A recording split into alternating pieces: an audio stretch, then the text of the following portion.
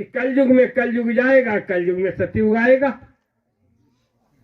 तो हम भी कहते हैं भाई कलयुग में कलयुग जाएगा, कलयुग में सतयुग आएगा।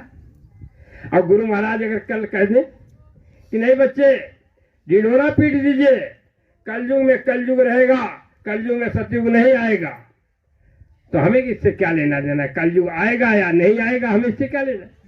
गुरु महाराज ने हमें तो ढिढोरा गुरु महाराज का पीटना है। नहीं आएगा कलयुग, सतयुग रहे जो है, सतयुग नहीं आएगा, कलयुग ही रहे। लेकिन गुरु महाराज के आदेश में हम आप बराबर लगे रहें।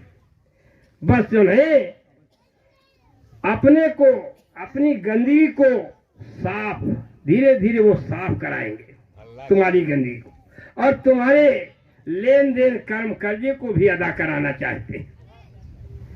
क्योंकि अगर एकदम से कोई चीज दे दी जाए तो तुम्हारा लेन देन कर्म कर्जा यहां रह जाएगा एक दूसरे का।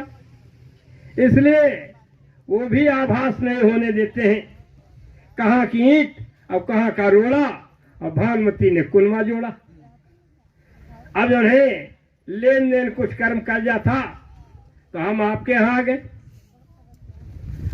नहीं, हम आपको नहीं जानते थे, आप हमको नहीं जानते थे, लेकिन कुछ आज उन्हें आपके खुराक में कुछ हमारा अंश था, कुछ पहले का कुछ होगा, और उन्हें आ गए लेन देन कर्म कर ज्यादा कर दिया। स्वामी महाराज मथुरा में यही काम गोरख धंधा का, ये गोरख धंधा है महात्माओं का, सेवा कराना। जब सेवा की जाएगी और सेवा करोगे, मिट्टी डाल करके बराबर कर दी जमीन, मिट्टी ढोलाना, वहां गड्ढा करा देना, वहां से गड्ढा यहाँ पर जो है पटा दिया, फिर उसके बाद में दूसरी जगह से मिट्टी उठवाई, उस गड्ढे को पटवा दिया। यही काम महापुरुषों का। तो क्या है, इससे तुम्हारा लेन देन कर्म कर्जा भी अदा होगा, और वहां जहां पर तुमने बराबर किया है, मिट्टी डाली है, वहां पर बैठ करके जो भी भजन करेगा लाभ तुमको भी मिलेगा, लाभ तुमको मिलेगा। क्योंकि जो है तुम्हारी भी एक डलवा मट्टी वहां पर पड़ी है, तुम्हारे द्वारा भजन कोई दूसरा कर रहा है, लाभ तुमको मिल रहा।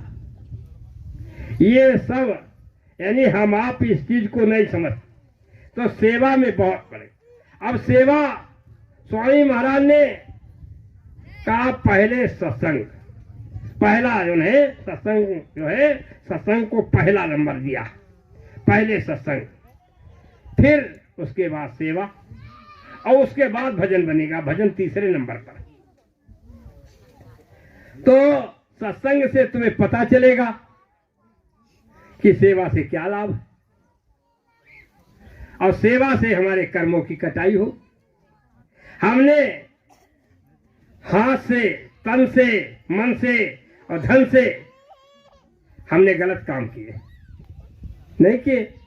शरीर से जो है गलत काम होते हैं, और मन से भी बहुत गलत काम होते, बुरे काम। जब धन बढ़ जाता है, धन से भी बुरे काम होते हैं। तो तन मन धन की सेवा रखी गई। तो तन की सेवा सबसे उत्तम सेवा मानी गई, शरीर की सेवा। हमने अंगों से, अपने अंगों से गलत काम किए तो अंग हमारे पवित्र होंगे। आंख से गलत काम किए, कान से हमने गलत काम किए, और हाथों से गलत काम किए, पैरों से गलत काम किए, इंद्रियों के द्वारा हमने गलत काम किए। तो जब हमारा सारा शरीर सेवा में लगेगा तो हमारे शरीर की शुद्धि होगी, तभी तो हमारा भजन बनेगा। जब हमारा शरीर ही नापाक है, भजन कैसे बनेगा? तो पहले तन की सेवा, फिर उसके बाद मन की सेवा। मन को घाट पर रोकना। मन तुम्हारा ये मान ले गुरु के आदेश में ही फायदा है, गुरु के आदेश का पालन करना हमें है। तो जो है, जब मन को गुरु के आदेश में लगाओगे तो फिर जो है ये मन की सेवा, और फिर उसके बाद धन की सबसे तुच्छ सेवा है। तीसरे नंबर पर धन की सेवा है। धन गुरु नहीं भूखा तेरे धन का, उसमें धन है भक्ति नाम का, पर तेरा उपकार करा में भूखे प्यासे को दिलवा में। भूखे प्यासे को दिलाना चाहते हैं, तुम्हारा उपकार कराना चाहते हैं, वो गुरु तुम्हारे धन का भूखा नहीं, उसके पास वो तो स्वयं शहंशाहों का शहंशाह, धन का भूखा नहीं। स्वामी जी महाराज हमारे यहाँ हरदोई में गए, एक बार स्वामी महाराज वहां सेवा लिख रहे थे, और उस समय पर नैमी सारण में जो कार्यक्रम हुआ था स्वामी महाराज ने किया था, उसकी सेवा लिखी जा रही थी। स्वामी महाराज 4 अंकों से कम नहीं लिखते थे, तो स्वामी महाराज वहां सेवा लिख रहे थे। स्वामी महाराज ने कहा प्रेमियों, अरे ये जो है, एक बार एक राजा अपने गुरु के पास गया। उसने सोचा गुरु महाराज को हम 10,000 रुपए देंगे, गुरु महाराज खुश हो जाएंगे। गुरु महाराज के पास पहुंचा, 10,000 रुपया दे दिया। गुरु महाराज रख लिए, लेकिन मन की बात तो गुरु महाराज जानते हैं। वो सोच रहा है कि गुरु महाराज खुश हो गए। गुरु महाराज ने कहा, बच्चा तो यहाँ 2-4 दिन रुकेगा आश्रम पर? हाँ, रुक जाएंगे। कहा रुक जाओ, तो रुक गया। राजा से कहा मैं चलना चाहता हूं, क्या मेरे साथ चलेगा? राजा ने कहा हाँ सरकार। आगे आगे गुरु महाराज, पीछे पीछे राजा जा रहा।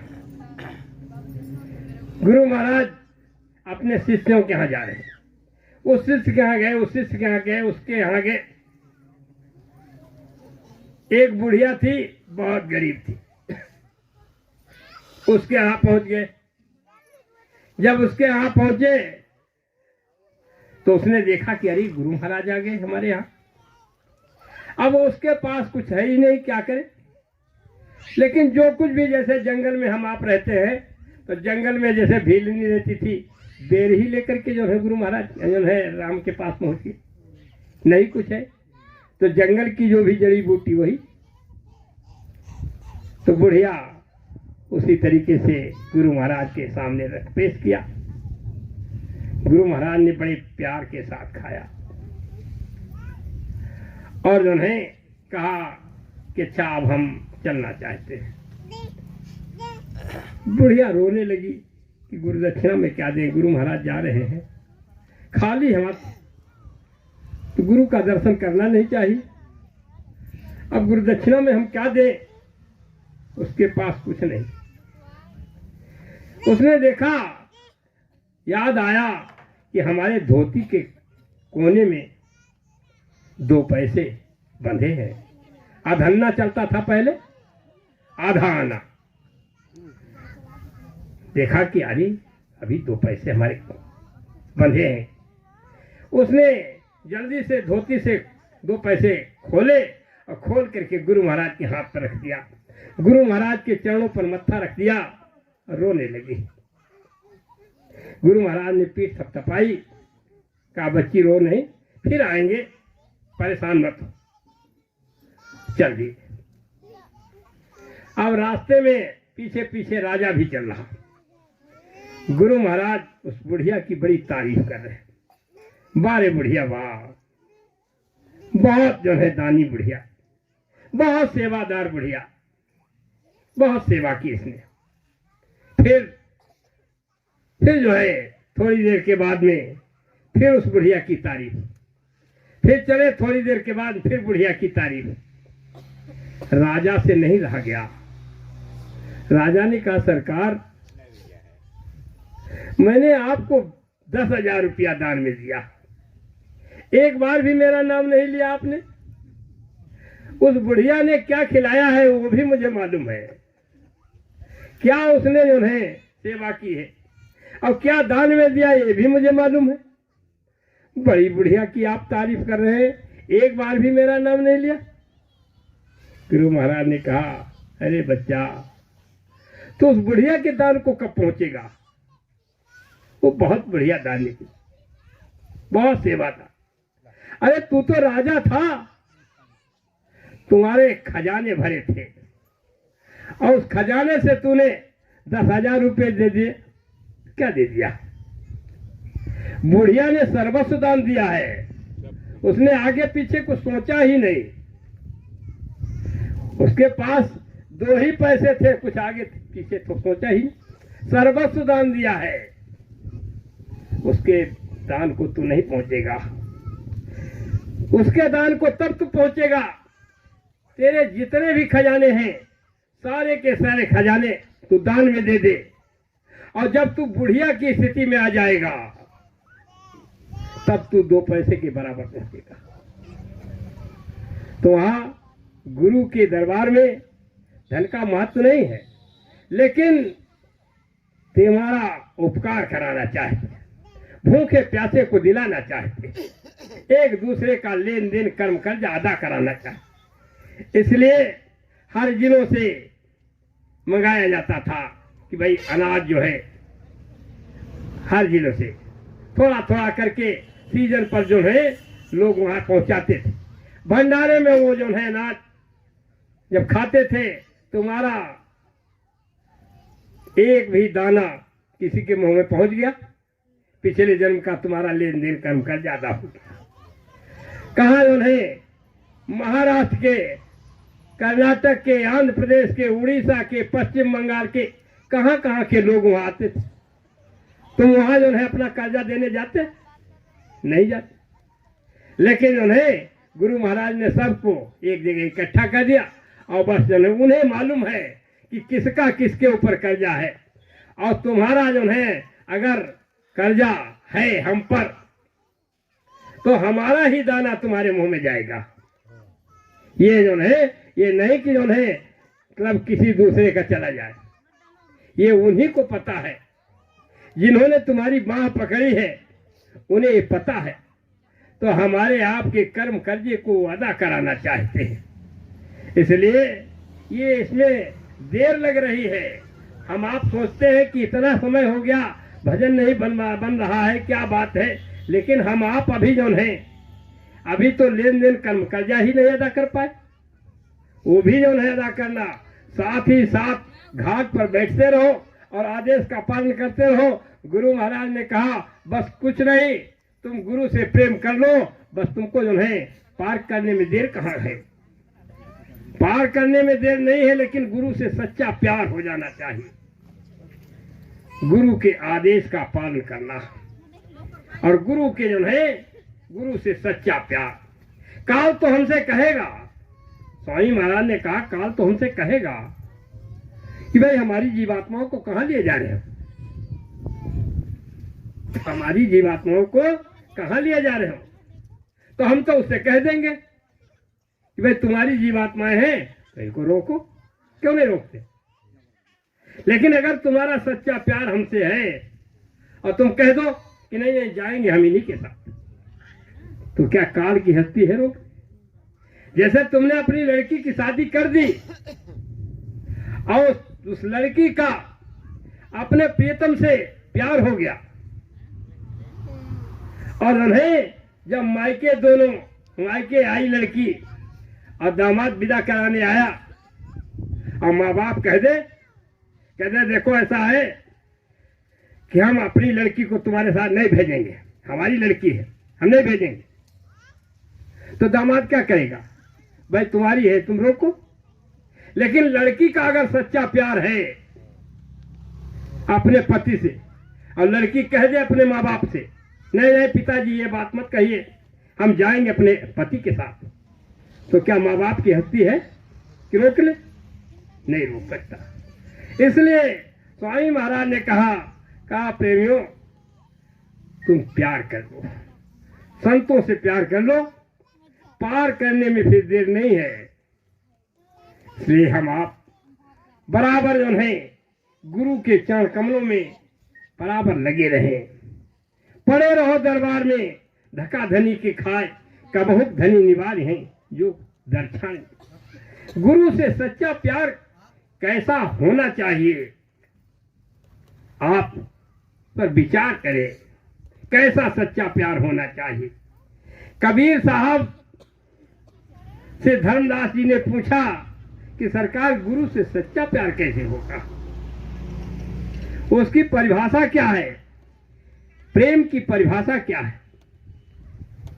कबीर साहब धर्मदास जी को समझाते हैं, कहते हैं धर्मदास जी आप प्रेम की परिभाषा सुन। धर्मदास जी पूछ रहे हैं पहले, हे सतगुरु बिन कर जोरी, एक संशय मेटहु प्रभु मोरी। एक हमारे अंदर शंका है, उसका निवारण कर दीजिए। का क्या शंका है? जाके चित अनुराग समाना, ताको कहू कवन सही नाना। जिसके हृदय में अनुराग समाया हुआ है, गुरु के प्रति प्रेम समाया हुआ है, उसकी पहचान क्या है? अनुरागी कई से लखी परई, बिनु अनुराग जीवन नहीं तरई। बिना अनुराग के जीव पार नहीं हो सकता। गुरु से सच्चा प्यार कैसा होना चाहिए? अरे जो है पार्वती जी तपस्या कर रही थी शंकर जी के, अखंड तपस्या की उन्होंने। कछु दिन भोजन बाज बतासा, कि कठिन कछु दिन उपवासा, बेल पात में परे सुखाई, और 3 सहज संवत्सर सोई खा। शंकर जी के लिए अखंड तपस्या कर रही। पुण्य परिहरे सुखाने उपरना, उमय नाम तम भय अपरना। अखंड जब तपस्या उन्होंने की तो देवताओं ने कहा शंकर जी से, महाराज अब तो उसको वर्ण कर लीजिए, अब तो उसके साथ शादी कर लो। आपके लिए जो है तपस्या कर रही, कितने जो है युग बीत गए तपस्या करते करते। शंकर जी ने कहा वो हमारे लिए तपस्या कर रही या किसी दूसरे के लिए, उसकी परीक्षा ली जाए। तो कहा ठीक है। अब उन्हें सप्त ऋषि वहां गए, जो ब्रह्मा के 7 लड़के माने जाते हैं, सप्त ऋषि। वो पहुंचे जाकर के पार्वती जी से पूछा कि किस कारण से तुम तपस्या कर रही हो, इतनी कठिन तपस्या क्यों कर रही हो? तो उन्होंने कहा हम शंकर जी को अपना पति चुन चुकी हूं और शंकर जी के साथ मैं अपनी शादी करूं। तो सप्तऋषियों ने कहा कि उससे अगर बढ़िया वर मैं आपको बता दूं तो। अरे भाई जो है उस नंग धड़क के लिए तुम इतनी कठिन तपस्या कर रहे। वो जो है बाघंबर लपेटे हुए भवयनी जो है भस्म रमाए हुए जटाजूट धारी, उसके लिए तुम जो है बैल पर सवारी करने वाला, उसके लिए तुम इतनी अखंड तपस्या कर रही। तुम्हारे लिए हम बहुत बढ़िया वर बता दे। वो जो है विष्णु भगवान बैकुंठ धाम के निवासी, उनके साथ शादी तुम्हारी करा दे। पार्वती जी ने कहा महादेव अवगुण भवन, अब विष्णु सकल गुण धाम, और जाकर मन रम जाहि संते ताहि सन काम। जिसका मन जिसमें रमा है उसको उसी से काम है। पार्वती जी ने कहा जन्म कोटि लह रगड़ हमारी, करोड़ जन्म तक हमारी रगड़ है। जन्म कोटि लह रगड़ हमारी, और बरम शंभु नत रहूं कुमारी। हम जो है वर्ण करेंगी तो शंकर जी के साथ, नहीं तो कुंवारी भली पर रहे। ये सती का जो है संकल्प है। और जो है हम आप गुरु के लिए क्या कहते थे? कहते थे हम लोग हैं ऐसे दीवाने, दुनिया को झुका कर मानेंगे। गुरु भक्ति कैसी होती है? ये पाठ पढ़ा कर मानेंगे। गुरु भक्ति किसे कहते हैं? दुनिया हमसे सबक सीखेगी, ये हम कहते। आज जब खेल हो गया तो आओ जो है महाराज जी हुआ हो, वो महाराज जी हैं, गुरु महाराज इन्हीं में समा गए। यही है गुरु महाराज। जब कोई मतलब पूछा, उनसे कहा भी, बहुत तो नहीं, हमारी वार्तालाप होती रहती है, उनसे पूछा कि भाई जो है गुरु महाराज उनमें समा गए, तो फिर आप मुझे ये बताइए कि भाई दादा गुरु की नकल तो गुरु महाराज ने नहीं की। दादा गुरु धोती कुर्ता पहनते थे, तो धोती कुर्ता पहनते थे जब, तो गुरु महाराज ने तो धोती कुर्ता नहीं पहना। गुरु की नकल स्वामी महाराज कहते थे गुरु की नकल मत करो, गुरु जो कहे वो करो। तो जो है फिर गुरु महाराज ने जो भेष बनाया था, जो पहनाया था तुमको, वो भेष क्यों उतार दिया? वो कपड़ा क्यों उतार दिया? कपड़ा पहन जो है, अरे कपड़ा उतार के जो कपड़ा वही पहने रहते, उसी में जो है नामदान देते, तो क्या बात है? कहा नहीं नहीं, उनको आदेश हो गया कि टाट उतार करके जो है नामदान देंगे, टाट में नामदान नहीं। हमने कहा हाँ, गुरु महाराज ने कहा था कि अगर तुम्हें कोई गलत काम करना हो तो टाट उतार देना। ये कहा था स्वामी महाराज ने कि अगर तुम्हें कोई गलत काम करना हो तो टाट उतार देना, और नहीं उसी में जो है नामदान देते। लेकिन अब जो है उन्हें गलत काम करना है तो टाट उतार दिया। अब जो है अपने वचनों में ही फंस जाते हैं, क्या करें लोग। लेकिन अब जो है इसको पकड़े। लेकिन वास्तव में गुरु से सच्चा प्यार हमारा कैसा होना चाहिए? कबीर साहब से यही बात धर्मदास जी पूछे, कहते हैं कि जो है बिन अनुराग जीव नहीं तरेगी। बिना अनुराग के, बगैर प्रेम के, गुरु से प्रेम के पार नहीं हो सकता है जी। यही बात गोस्वामी महाराज कहते हैं रामायण में कि मिला ही न रघुपति बिनु अनुरागा, किए जोग जप ज्ञान विरागा। चाहे जितना जोग करो, चाहे इतना जप करो, लेकिन चाहे इतना वैराग्य धारण कर लो, लेकिन मिला ही न रघुपति बिनु अनुरागा। बगैर अनुराग के, बगैर प्रेम के मालिक नहीं मिलेगा। बिना प्रेम रीझ है नहीं, बिना प्रेम के वो जो है खुश नहीं हो सकता। प्रेम जो है यानी उसको अपनी सेवा से खुश करना चाहो कर लो। भजन से तुम अगर खुश ना करना चाहते हो तो भजन तो तुम्हारा इतना बन नहीं पाएगा। भजन जब वो चाहेंगे तभी बनेगा। लेकिन सेवा से अगर तुम खुश करना चाहते हो तो खुश कर सकते हो।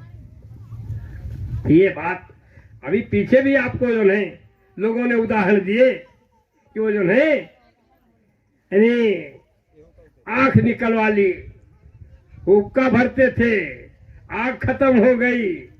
उस समय पर पहले माचिस नहीं चलती थी, नहीं माचिस से आग बना लेते, तो आग को गड़ा करके राखी में रखते थे, कंडा को सुलगा देते, और वो जो है आग कोई जो है आग गांव में जो है लोग मांगने जाते थे एक दूसरे के। अब कोई मांगने जाता?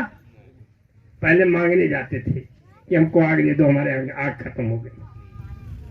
तो ये जो है वो आग उनकी, अब सुबह सुबह उन्हें हुक्का भरना गुरु महाराज का, अब वो जो है आग खत्म हो चुकी। तो बैठिया क्या गए, अब आग मांग का आग तो है हमारे यहाँ मिल जाएगी, लेकिन उसके बदले तुम्हें कुछ देना हो।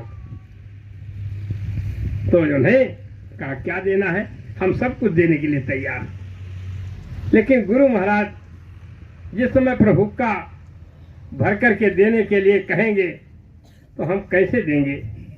आदेश का उल्लंघन हो जाएगा। हम आपको जो है सब कुछ देने के लिए तैयार।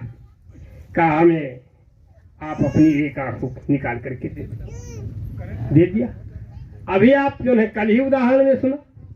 तो जो है वास्तव में गुरु को अगर खुश करना चाहते हो तो अपनी सेवा से खुश कर सकते हो। तो ये बात है। ये कवियनी कबीर साहब से धर्मदास जी ने पूछा। कबीर साहब धर्मदास जी को उदाहरण दे करके बताते हैं। कहते हैं धर्मदास जी सुनिए। धर्मदास पर खऊ चित लाई, अनुरागी लक्षण सुखदाई। अनुरागी के बहुत अच्छे लक्षण सुख को देने वाले हैं। अनुरागी माने होता है न्यौछावर होना, बलिदान होना। भजन नहीं बनना कोई बात नहीं, लेकिन हम तन मन धन से गुरु के ऊपर न्यौछावर हो जाए, बलिदान हो जाए, सब कुछ मिल जाएगा। लेकिन अगर तुम तन मन धन से अगर न्यौछावर नहीं हो मालिक के ऊपर, कुछ नहीं मिलना। तन मन धन गुरु के ऊपर तुम्हें न्यौछावर करना हो। तन मन धन अर्पण कर दो, फिर देखो वहां बैठा हूं, मेरा ही हाथ पकड़ लो, ये सार भेद गाया हूं, मुख मोड़ इधर देखो तो मैं तुम्हें बुलाने आया हूं। तन मन धन तुम अर्पण करना हो। लेकिन हम आप मुकर जाते हैं। स्वामी महाराज हमारे यहाँ आए, उन्होंने कहा प्रेमियों, एक आदमी था और वो जो है घी का पीपा लिए हुए बाजार में बेचने जा रहा था। जाड़े के सीजन में घी का पीपा लिए, तो उसको कुछ ठंडी मालूम हुई, सुबह सुबह चल दिया। तो उसने सोचा कि रास्ते में एक महात्मा जी हैं, वहां जो है धोनी रमाए बैठे होंगे, वहां थोड़ी ठंडी दूर कर ले। तो घी का पीपा लिए हुए महात्मा के कुटिया में पहुंच गया। कुटिया के पास और धोनी रमाए बैठे, हुक्का भर रहे थे वो महात्मा जी, चिलम भर रहे थे। तो महात्मा जी ने पूछा, सर पर जब लेकर के पीपा पहुंचा घी का, पूछा ये इसमें क्या है बच्चा? कहा सरकार इसमें घी है, घी है। ये किसका है? कहा सरकार आपका है। अच्छा, रख दिया और रख करके धोनी के पास बैठ गया। चिलम भर ही रहे थे, उसने भी दम लगाई और बैठ है। जब ठंडी दूर हुई तो फिर वहां से चला। अब वो घी का पीपा उठाने लगा। महात्मा जी ने कहा क्या कर रहा है? कहा सरकार ये घी है, बाजार में ले जाएंगे, बेचेंगे, बच्चों का कुछ खर्चा चलेगा। अभी तू क्या कह रहा था? मैंने तुझसे पूछा था इसमें क्या है? उसने कहा घी है। मैंने पूछा किसका है? उसने कहा सरकार आपका है। अभी क्या कह रहा था? अब घी का पीपा उठाने लगा, लेकर के चिमटा जब महात्मा जी दौड़े तो भगाओ पीपा छोड़ करके। और जब वो पीछे फिर वापस आए महात्मा जी, तो पीछे पीछे हाथ जोड़े चलता चला रहा। उसने कहा सरकार एक बार मुझे माफ कर दीजिए, अब मैं कभी नहीं कहूंगा सरकार आपका है, एक बार मुझे माफ कर। तो हम आप जो है एक कह तो देते हैं, वाणी से कह देना आसान है ना कि तन मन धन सरकार आपका है, लेकिन जब देने की बात आ जाए तब जो है हमारी आपकी जो है दिमाग में जो है उलझन पैदा होने लगती। तो ये जो है यानी तन मन धन वास्तव में गुरु के ऊपर न्यौछावर करना होगा। तन मन के टुकड़े हुए हैं तब पहो गति पूरी, मन तुम छाड़ दे मगरूरी। तन मन के टुकड़े हो जाएंगे तब गति पूरी मिले। कबीर साहब धर्मदास जी को समझाते हैं उदाहरण लेकर के, जैसे मृगानाद सुनी धावई, मगन होई व्याधारी गया। जैसे शिकारी जंगल में जाता है, वो हिरन नहीं ढूंढता। जंगल में शिकारी खड़े होकर के अपनी वीणा बजाता है, और वीणा की आवाज से हिरन को प्रेम है। हिरन जंगल में चौकन्ने हो जाते, आवाज कहां से आ रही, और उस वीणा की आवाज को जंगल में ढूंढने लगते हैं हिरन, और आवाज को, वीणा की आवाज को सुनते सुनते हिरन शिकारी के पास पहुंचे और जाकर के अपनी गर्दन को कटा देते। वीणा की आवाज से उसे इतना प्रेम है, सीधे शिकारी के पास पहुंच गया और सुन सुन नाद शीस तीन दीना, ऐसे अनुरागी को चीना।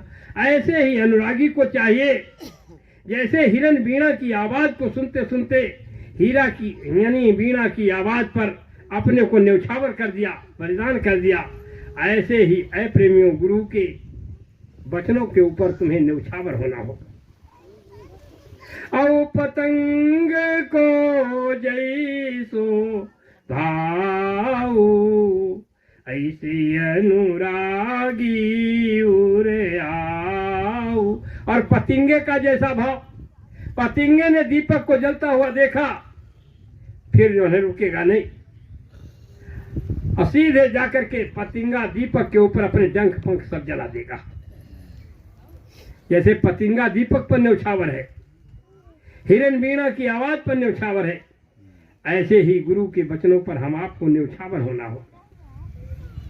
जरत नारी जयो मत पति संगा, तनिक जरती न मोरई अंगा। जैसे सती औरत मरे हुए पति पर ऐसे ही बैठ करके जल जाती, तनिक भी अपने शरीर को हिलाती डुलाती नहीं, उसके शरीर से स्वतः आग पैदा होती, आग लगाई नहीं जाती। इधर का अंग जलने लगा तो ऐसा नहीं कि अपने शरीर को हिलाए डुलाए, ऐसे ही बैठ के जल जाए। तजय सुग्राह धन धामु सहेली, पिय बिरहिनी उठी चलई अकेली। प्रियतम के विरह में उठ कर के अकेली चल। तजय सुग्राह, सुंदर घर को छोड़ दिया, धनधाम को छोड़ दिया, सहेलियों को छोड़ दिया, किसी से मोह नहीं, किसी से ममता नहीं, मरे हुए पति के ऊपर न्यौछावर होने जा रहे। जब जलने के लिए चल दी तो परिवार के लोग उसको समझाते, सुतले लोगन आगे कीना, बहुत मोहताई कऊं दीना। छोटे छोटे लड़के बच्चे उसके सामने करते हैं सती औरत, कहते तुम कहाँ जा रहे हो? उनका समय पूरा हो गया, वो चले गए। इन छोटे छोटे बच्चों की तरफ तुम निगाह करो, बगैर तुम्हारे यानी उन्हें बच्चे कैसे रहेंगे, मर ही जाएंगे बेचारे। बालक दूरा बलते ही बिनु मरी हैं, घर भव सून काई विधि करी है। घर भी सूना हो जाएगा, बालक तो तुम्हारे बगैर मर ही जाएंगे। सब परिवार के लोग उस सती औरत को समझाते, बहु संपत्ति तोरे ग्रह आई, पलट चलो ग्रह सब यस काई। सब लोग समझा रहे हैं, खूब कमा कमा करके रकम रख गए, उसको भोगो चल के। तुम कहाँ जा रहे? ताके चित कछु व्यापई नाही। सती औरत की समझ में कुछ नहीं आ रहा। पिय अनुराग बसई माही, वहां प्रियतम का अनुराग समाया हुआ है, इसलिए किसी की बात समझ में नहीं आ रही। बहुत कही समझावते नर नाहि समुझति सोधनी। बहुत लोग समझाने में लगे हैं सती औरत, लेकिन धन का सुख, संपत्ति का सुख, जायदाद का सुख उसकी समझ में कुछ नहीं आ रहा। नहीं काम है धन धाम से कछु मोहि तो ऐसी बनी। सती औरत ने कहा कि हमको धन संपत्ति से कोई मतलब नहीं, जहां हम जा रहे हैं मुझे जाने दीजिए, मुझे रोकिए नहीं। जग जीवना दिन चारि है, कोई नाही साथी अंत को। 4 दिन की जिंदगी है, यहाँ कोई किसी का नहीं। जिसको हमने साथी बनाया था, जिसके साथ हमने 7 भावरें घूमी थी, मंडप के नीचे उसने हमारा हाथ पकड़ा था, पाणी ग्रहण संस्कार, और उन्हें उसने वादा किया था सबके सामने हाथ पकड़ करके मंडप के नीचे कि हम तुम्हारा जीवन भर साथ निभाएंगे। जिसके साथ हमने 7 भावरें घूमी और उसने मंडप के नीचे सबके सामने वादा किया हम तुम्हारा जीवन भर साथ निभाएंगे, अब वही साथी जब साथ छोड़ करके चला गया तो क्या वे किला साथ देगा?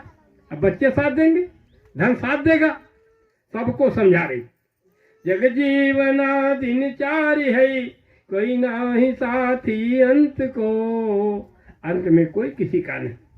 ये समुझ देखो सखी ताते गहो पद तुम कंत को। कारण है ऐ सखियों, विचार करके देखो, यहाँ कोई किसी का नहीं। इसलिए उस प्रियतम की याद करो जो यहाँ का भी साथी, वहाँ का भी साथी। वो कौन सच्चा साथी है? सच्चा प्रियतम कौन है? गुरु। वो यहाँ का भी साथी, वहाँ का भी।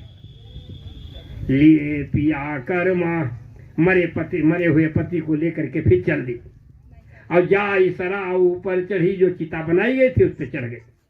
गोद लिए निज ना राम राम कहते जरी, गोद में मरे हुए पति को लेकर के राम राम कहते हुए जल गई। कबीर साहब कहते हैं, धर्मदास जी इसे अनुराग कहते हैं। जैसे पतिंगा दीपक पर न्यौछावर है, सती औरत मरे हुए पति पर न्यौछावर है, जैसे हिरण बीणा की आवाज पर न्यौछावर है, ऐसे ही तुम्हें गुरु के वचनों पर न्यौछावर होना होगा। ये प्रेम की परिभाषा है। ये जो है गुरु के ऊपर तन मन धन हम आपको न्यौछावर करना होगा, बलिदान करना होगा। आप जो है सोचिए, संसार में हमारा कौन है? जिस शरीर में हम बैठे, शरीर भी अंत में सब जब साथ नहीं देगा, ये भी साथी नहीं, ये भी साथ छोड़ देगा, तो और सच्चा साथी कौन है? अस नहीं कोई देखूं भाई, अंत हुयम से ले छोड़ाई। ऐसा कोई हमको दिखाई नहीं देता जो यमराज के हाथों से हमको छुड़ा ले। कबीर साहब कहते धर्मदास जी, फिर कहते हैं कबीर साहब, धर्मदास जी एक सो कहूँ बखानी। एक है छुड़ाने वाला, काल के देश से तुमको छुड़ा सकता है, काल के